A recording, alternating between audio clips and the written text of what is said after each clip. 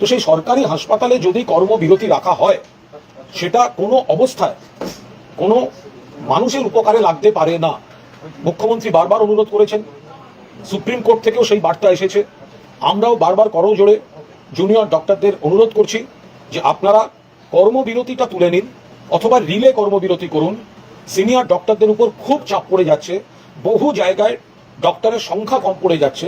ফলে আপনারা দয়া করে, আপনাদের আন্দোলন নিশ্চয়ই চলবে, আন্দোলন চলুক, প্রতিবাদ চলুক, ন্যায় বিচারের লড়াই চলুক, আমাদের সমর্থন থাকবে, কিন্তু আন্দোলনের কর্মবিরতির অংশটা আপনারা দয়া করে প্রত্যাহার করে নিন। আরজিকর কাণ্ড নিয়ে আমরা সবাই তিলোত্তমার বিচার চাই।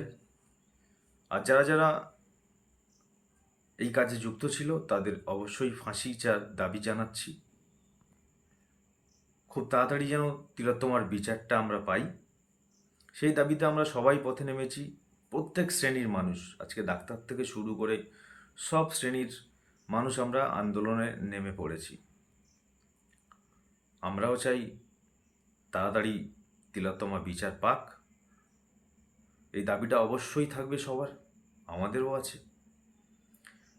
কিন্তু আজকের তিলোত্তমার বিচার চাইতে গিয়ে আজকের যে ঘটনাগুলো ঘটে যাচ্ছে, পার ডে কোনো ডাক্তার নেই, হসপিটালে কোনো ডাক্তার নেই, বিনা চিকিৎসায় মারা যাচ্ছে পেশেন্টগুলো।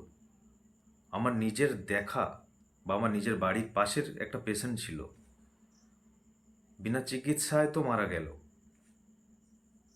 তো এর দায়টা কে নেবে? আমরা একজনের বিচার চাইতে গিয়ে হাজার হাজার মায়ের কোল খালি করে ফেলছি।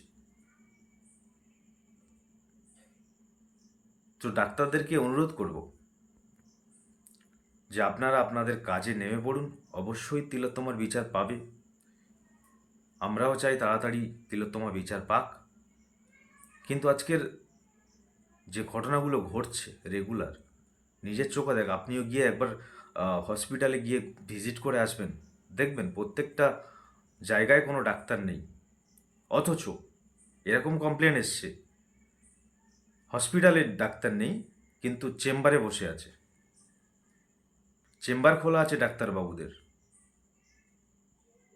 তো তীব্র নিন্দা জানাচ্ছি এইসব ডাক্তারদেরকে।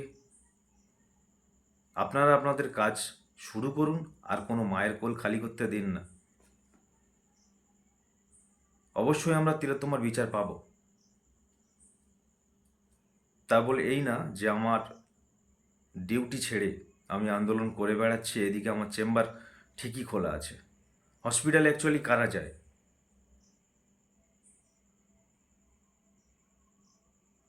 মানে কিছু বলার নেই এই বিষয়ে। তো ডাক্তারদেরকে হাত জোড় করে রিকোয়েস্ট করছি, খুব তাড়াতাড়ি তারা তাদের কাজে ফিরে যায়, এটুকু চাইব। আর তিলোত্তমার বিচার পাক।